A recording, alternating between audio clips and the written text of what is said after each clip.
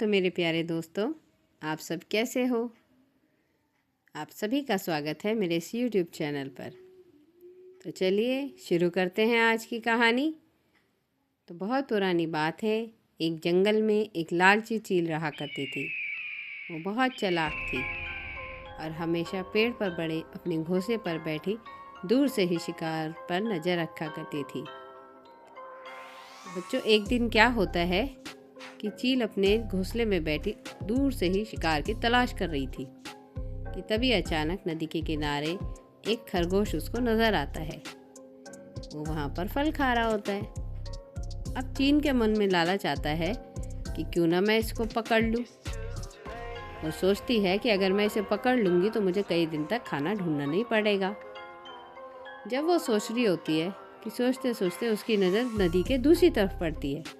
उसको वहाँ एक बकरी घास चरती हुई दिखाई देती है। वो उसको खरगोश से बड़ी लगती है, तो वो सोचती है कि नहीं भाई, खरगोश नहीं, अब तो मैं इस बकरी को ही पकड़ूंगी, क्योंकि इसे पकड़ूंगी तो मुझे ज़्यादा फ़ायदा होगा, ये उससे भी बड़ी है।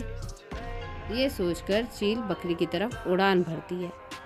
लेकिन जैसे ही वो उस बकरी के करीब पहुंचती है तो वो देखती है कि वहीं पास में एक हिरन भी घास चर रहा होता है। अब चील के मन में और लालच आ जाता है। वो सोचती है कि हिरन का मांस तो और भी ज़्यादा अच्छा है, इसे तो मैं पकड़ ही लूँगी। अब जब ये वो सोचती है तो ये सोचते ही वो हिरन की ओर झपट पड़ती है। और जैसे ही वो हिरन की ओर झपट पड़ती है तो हिरन चौकन्ना होके तुरंत भागने लगता है। अब बच्चों, हिरन तो बहुत तेज भागता है। जब वो भागता है तो वो जाते ही जंगल की गहराई में जाके छुप जाता है। अब चील के हाथ से हिरन का शिकार छूट जाता है और वो निराश हो जाती है। तो तभी उस चील को याद आता है कि नदी के किनारे पर उसने एक खरगोश को देखा था। जब वो ये सोचती है तो उस खरगोश को शिकार करने के लिए जाती है। खरगोश का वो सोचती है कि चलो मैं वो खरगोश को पकड़ लूँगी। ये सोच के वो खरगोश की तलाश में चल पड़ती है। अब जब वो नदी के किनारे पहुँचती है तो उसको वहाँ पे खरगोश नज़र नहीं आता। अब खरगोश नज़र नहीं आता तो वो सोचती है चलो बकरी को ही पकड़ लेती हूँ। अब वो बकरी को पकड़ने जाती है तो नदी के दूसरे किनारे पर उसे बकरी भी नज़र नहीं आती।